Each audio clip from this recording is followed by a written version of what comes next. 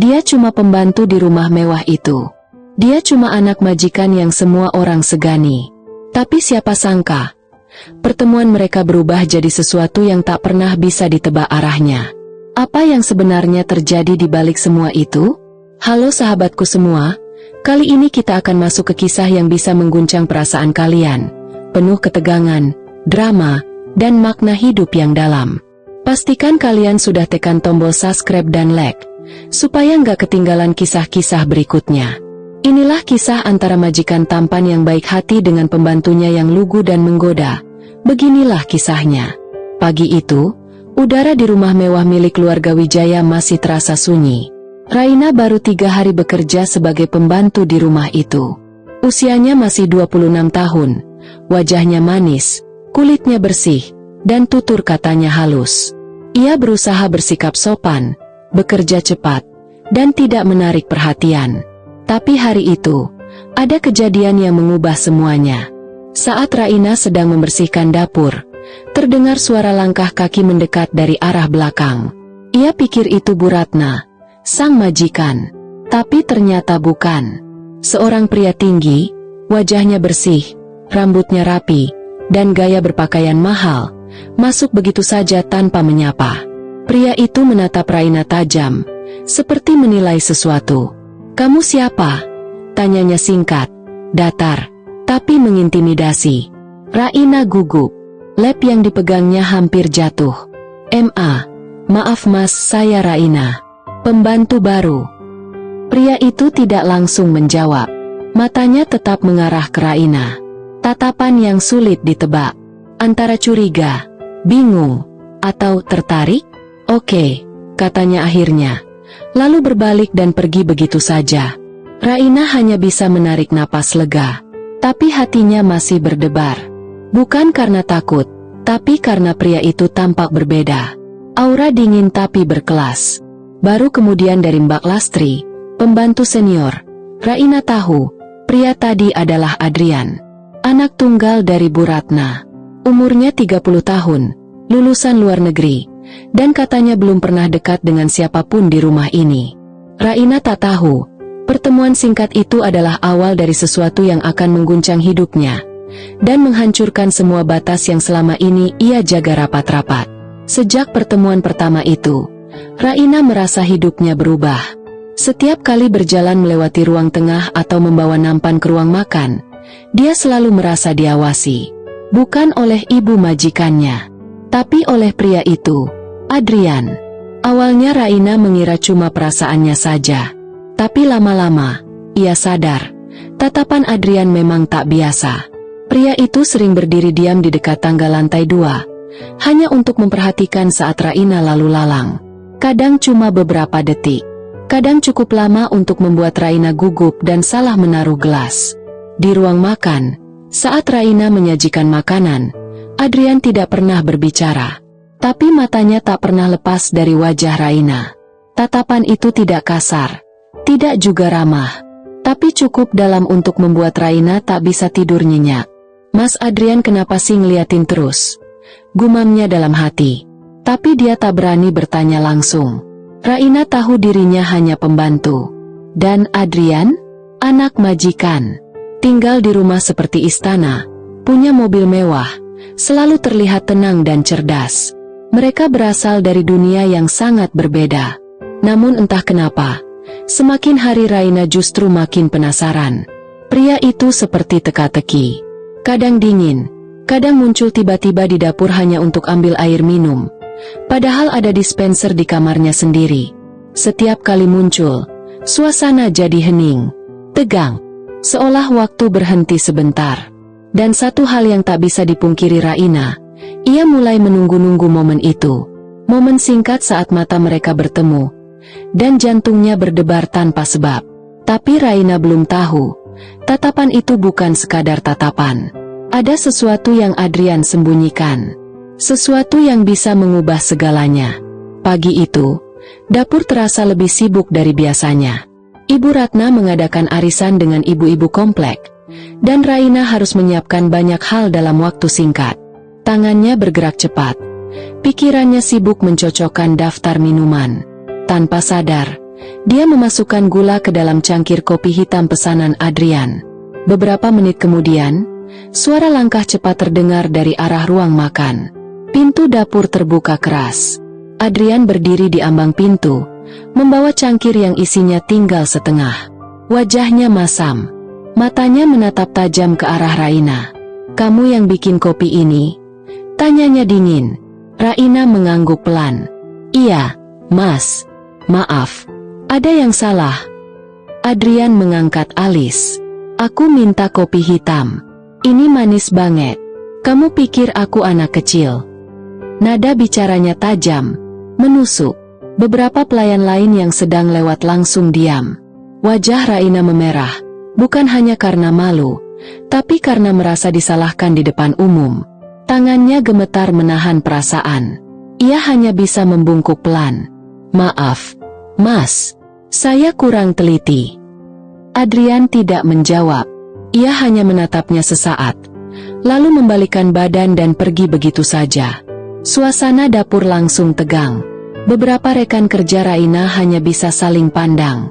Tapi malamnya, saat Raina sedang mengepel lantai dapur sendirian, suara langkah kembali terdengar.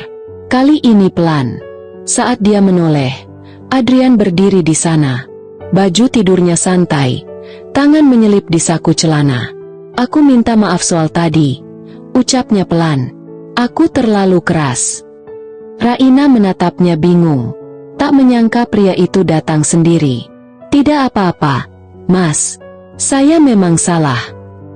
Adrian mendekat, mengambil gelas dan mengisi air sendiri. Ia duduk di kursi dekat jendela. "Aku nggak suka kopi manis. Tapi malam ini entah kenapa aku pengen minum yang manis." Kalimat itu menggantung. Dan sejak malam itu, Adrian mulai sering datang ke dapur. Kadang hanya diam, kadang hanya mengamati Raina bekerja. Tapi ada yang berubah. Dan Raina mulai merasa pintu yang selama ini tertutup perlahan mulai terbuka. Tapi menuju kemana? Ia belum tahu. Sejak malam itu, dapur tidak lagi sesepi biasanya. Hampir setiap malam, saat semua orang sudah masuk kamar, Adrian muncul. Diam-diam, tanpa suara, duduk di kursi sudut dekat jendela, seolah sudah menjadi rutinitasnya. Tak ada banyak kata, hanya diam. Tapi tatapannya tak pernah lepas dari Raina. Awalnya Raina canggung, tapi lama-lama, ia terbiasa. Mereka mulai bicara ringan, tentang makanan, tentang cuaca, atau tentang hal-hal sepele lain yang terasa begitu hangat saat dibahas larut malam. Kadang Adrian bertanya soal keluarga Raina. Kadang ia hanya mendengarkan Raina bercerita sambil melipat serbet. "Aku suka lihat kamu kerja," ucap Adrian suatu malam, saat Raina sedang mencuci piring. Raina terdiam. Tangannya berhenti di air. Jantungnya berdetak lebih cepat. "Mas, jangan bercanda. Saya cuma pembantu." Adrian tak menjawab. Ia hanya tersenyum tipis, lalu berdiri dan pergi, meninggalkan Raina yang kebingungan, antara marah, malu, atau senang. Sejak itu, malam-malam di dapur punya makna lain. Raina jadi lebih berhati-hati. Cara berjalan, cara berbicara, bahkan cara memegang gelas. Ada ketegangan yang aneh di udara. Tapi bukan ketakutan, lebih seperti deg-degan yang tak bisa dijelaskan. Namun semua itu mereka simpan diam-diam. Tak ada yang tahu.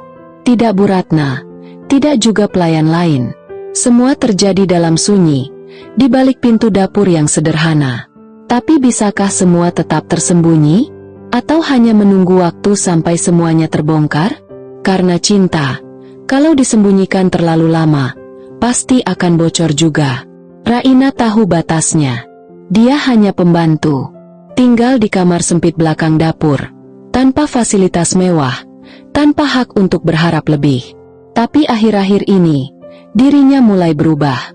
Setiap malam saat jam kerja selesai, dia tak langsung tidur. Ia diam di dapur lebih lama, pura-pura sibuk, hanya karena berharap Adrian akan muncul.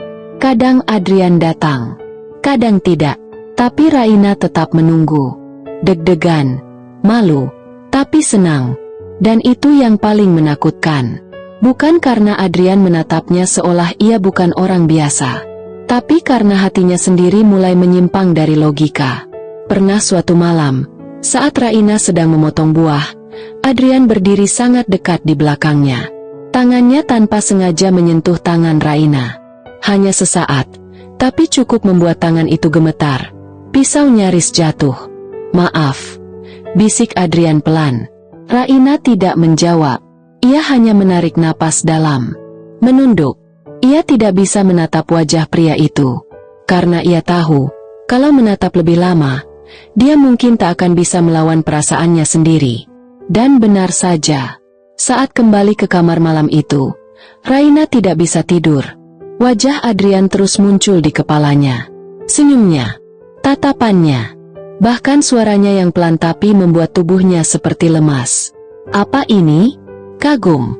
Cinta? Atau hanya nafsu sesaat? Raina mencoba menenangkan diri. Tapi semakin dilawan, perasaan itu semakin kuat. Ia mulai takut. Bukan pada Adrian, tapi pada dirinya sendiri yang mulai berani membayangkan hal-hal yang tidak seharusnya. Dan satu hal yang paling ia takuti, bagaimana jika Adrian merasakan hal yang sama? Hari itu hujan deras. Raina sedang menyapu lorong dekat ruang keluarga saat mendengar suara langkah kaki mendekat. Ia menoleh. Adrian.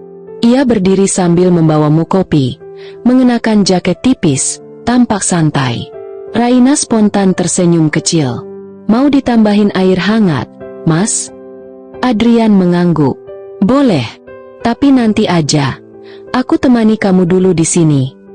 Raina terdiam. Hatinya mulai tak tenang. Mereka hanya berdiri berdampingan, tak bicara banyak, tapi jarak mereka terlalu dekat, terlalu pribadi.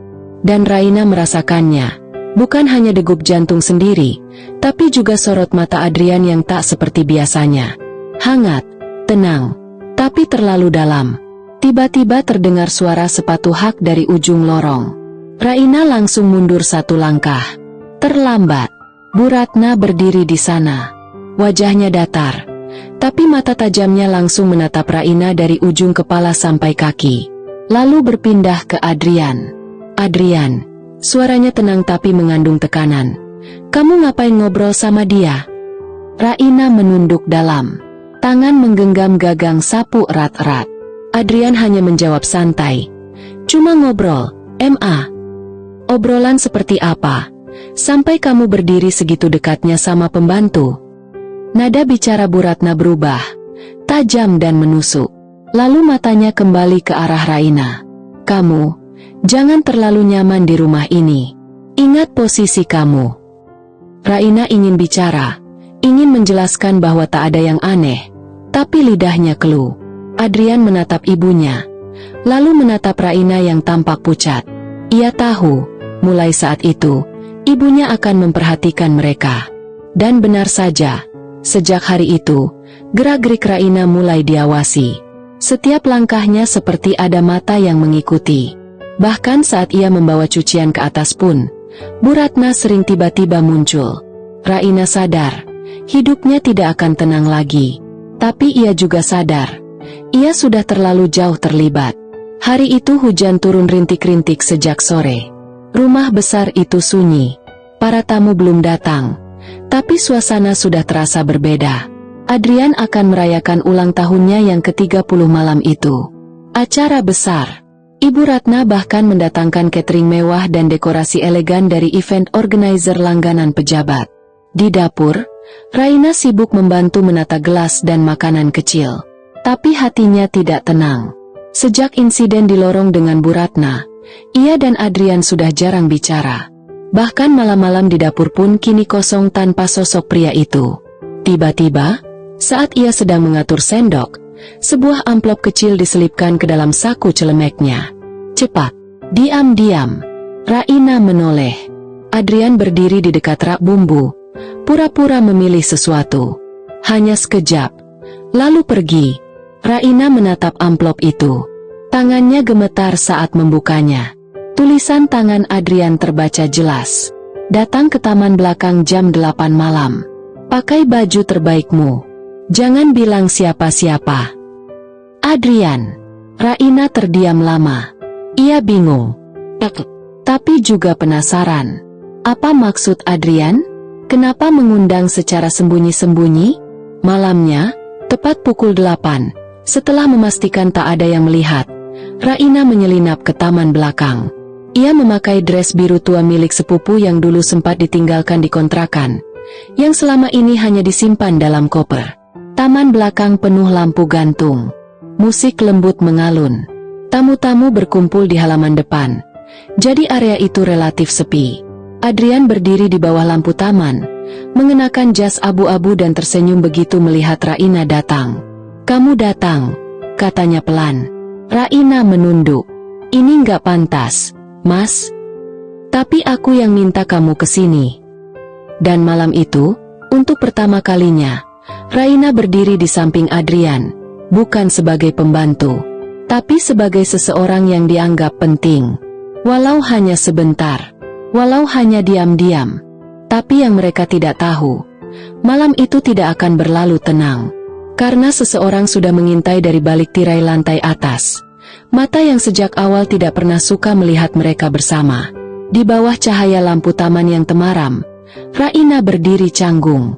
Dress biru tuanya memang sederhana, tapi cara Adrian memandangnya membuatnya merasa seperti wanita paling cantik malam itu.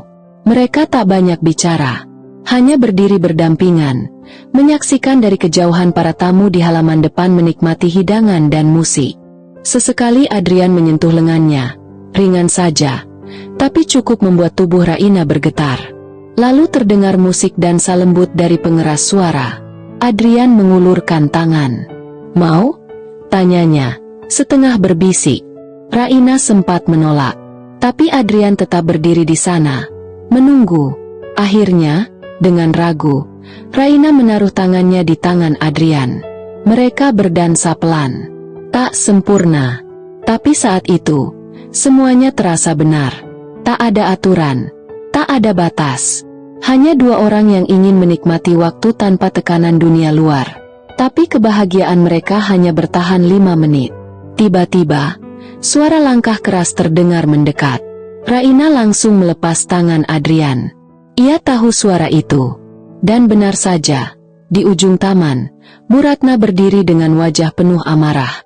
Tubuhnya tegak, matanya tajam menembus keduanya. "Adrian!" Suaranya meninggi. Semua kepala menoleh. Raina mundur 1 langkah. Napasnya tercekat. Tamu-tamu mulai berbisik. "Kamu tahu apa yang kamu lakukan? Di depan tamu-tamu kita? Dengan dia?" Bu Ratna menunjuk ke arah Raina tanpa menyebut nama. Tapi nada suaranya sudah cukup untuk mengusir harga diri siapapun. Cukup." Adrian bersuara. Nadanya tegas. Tapi Bu Ratna tak peduli. "Kamu mempermalukan keluarga. Kamu ajak pembantu berdansa di ulang tahun kamu sendiri." Raina menunduk. Matanya mulai berkaca-kaca. Ingin lari, tapi kakinya tak bisa bergerak. Besok, dia harus pergi dari rumah ini. Selesai. Lalu Bu Ratna berbalik dan masuk ke dalam rumah. Tamu-tamu pura-pura tak mendengar, tapi semua jelas telah melihat. Adrian menatap Raina. "Aku minta maaf." Tapi Raina hanya menggeleng pelan, lalu berjalan cepat meninggalkan taman. Dan malam yang tadinya terasa seperti mimpi, berubah jadi mimpi buruk yang menyakitkan. Pagi itu rumah besar keluarga Wijaya lebih sunyi dari biasanya. Tidak ada canda tawa pelayan. Tak ada suara piring atau sapu. Semua orang seperti tahu akan ada badai, tapi tak seorang pun bisa menahan angin yang datang. Raina dipanggil ke ruang tamu. Bu Ratna sudah duduk di sana, mengenakan setelan rapi, wajahnya dingin tanpa ekspresi. Di sebelahnya berdiri kepala rumah tangga, dan di meja tampak 1 amplop putih berisi sisa gaji dan ongkos jalan. Kami berhentikan," ucap Bu Ratna, singkat. "Hari ini juga. Dan saya harap kamu tidak pernah kembali ke rumah ini lagi." Raina hanya berdiri, diam. Ia ingin bicara, menjelaskan. Tapi apa yang bisa ia katakan? Bahwa dirinya tidak pernah berniat lebih? Bahwa semua itu terjadi karena perasaan yang tak bisa dicegah? "Maaf, Bu," Kalau saya salah, kamu salah dari awal. Potong Bu Ratna tajam. Kamu masuk rumah ini sebagai pembantu, tapi kamu lupa diri. Itu kesalahan yang tidak bisa ditoleransi. Air mata Raina menetes, tapi ia menunduk, berusaha tetap tenang. Ia hanya membungkuk pelan, lalu berjalan perlahan ke kamarnya untuk mengemasi barang. Tak banyak, hanya 2 tas kecil dan 1 koper lusuh. Saat ia berjalan keluar rumah besar itu untuk terakhir kalinya, langkahnya terasa berat. Tapi ia tahu, semuanya sudah berakhir. Namun baru beberapa langkah melewati gerbang, suara motor terdengar cepat dari arah samping. Adrian muncul, turun dari motornya, menghampiri Raina. "Raina, kamu nggak perlu pergi," katanya cepat. "Aku bisa jelasin ke Mama. Ini semua salah aku. Aku yang mulai duluan." Raina hanya menggeleng pelan. "Enggak, Mas. Bukan salah siapa-siapa. Saya memang gak pantas." "Jangan ngomong gitu," ujar Adrian. Suaranya terdengar menahan emosi. Aku gak bisa biarin kamu pergi." Tapi pintu gerbang sudah dibuka. Satpam menunggu. Dan waktu terasa seperti memaksa.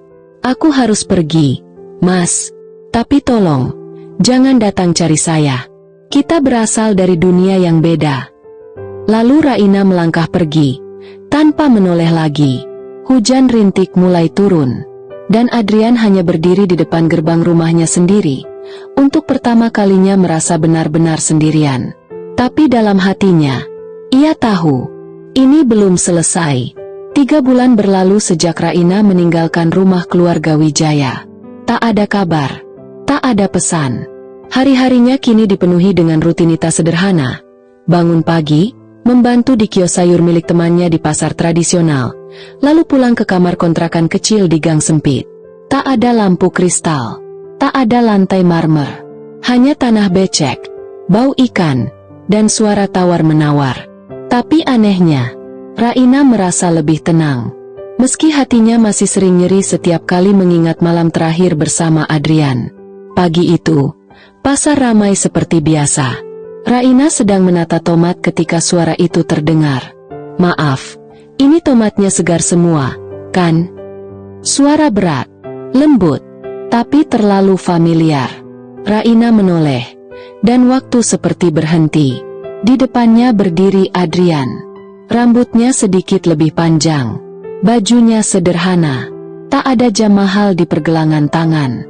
Dan wajahnya, bukan lagi Adrian si anak konglomerat, tapi Adrian yang berbeda, lebih hangat, lebih nyata. "Mas, Adrian." Raina nyaris tak percaya. Adrian tersenyum kecil. "Akhirnya ketemu kamu juga. Ngapain Mas di sini?" Suara Raina terdengar gugup. "Aku kerja serabutan, bantu-bantu di toko kelontong, kadang antar barang. Aku keluar dari rumah, dari perusahaan juga." Raina terpaku, tak percaya apa yang didengarnya. "Kenapa?" "Karena kamu," jawab Adrian, tanpa ragu. "Karena setelah kamu pergi, aku sadar, semua yang aku punya gak ada artinya. Rumah itu kosong, harta itu hambar. Tapi kamu, bikin aku hidup." Raina menunduk, air matanya menetes tanpa bisa ditahan. Hatinya seperti dihantam keras. Bukan oleh sakit, tapi oleh kejujuran yang selama ini ia anggap tak mungkin. "Mas nggak gila?" tanyanya lirih. Adrian menggeleng pelan. "Mungkin justru sekarang aku waras untuk pertama kalinya." Dan di tengah hiruk-pikuk pasar, di antara tumpukan tomat dan daun bawang, 2 orang yang berasal dari dunia yang berbeda, akhirnya bertemu kembali.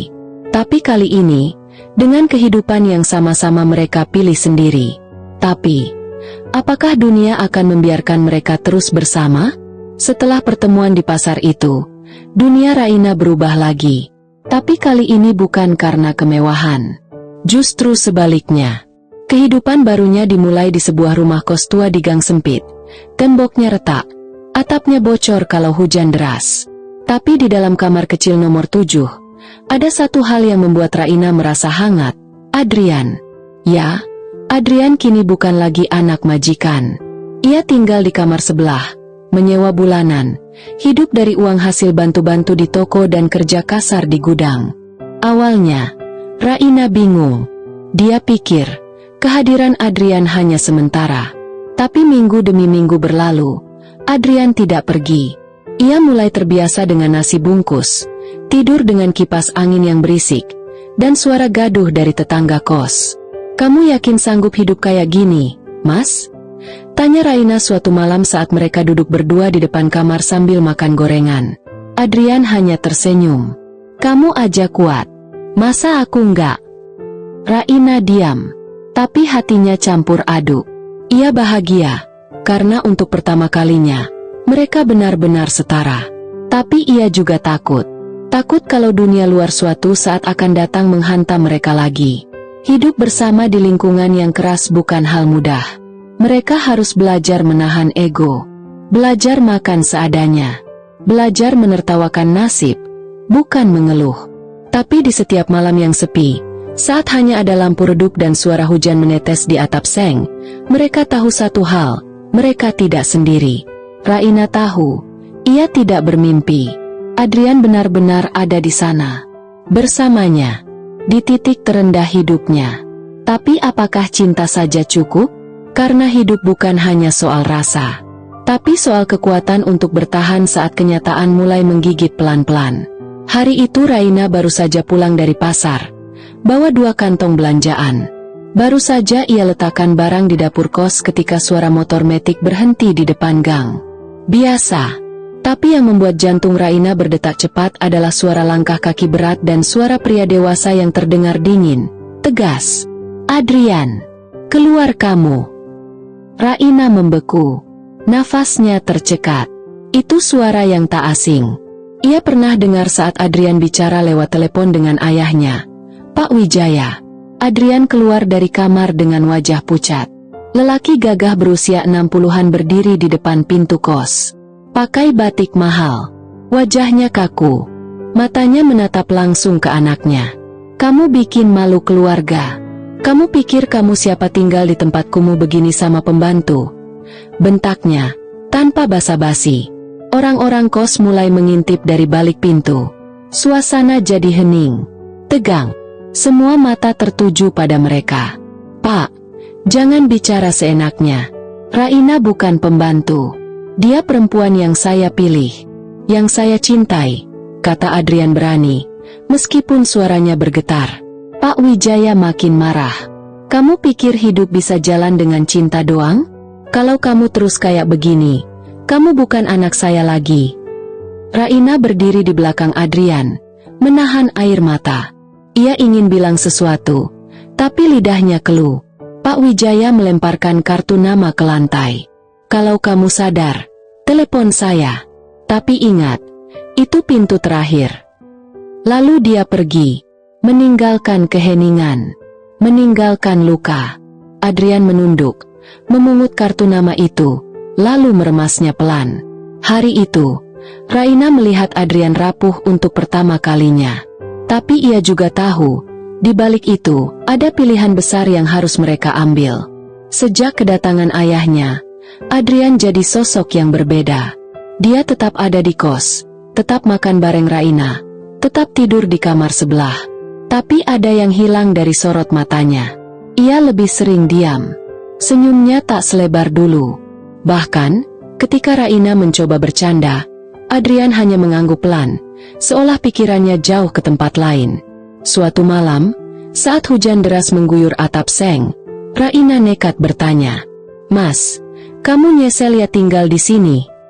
Adrian diam cukup lama. Lalu ia menghela napas.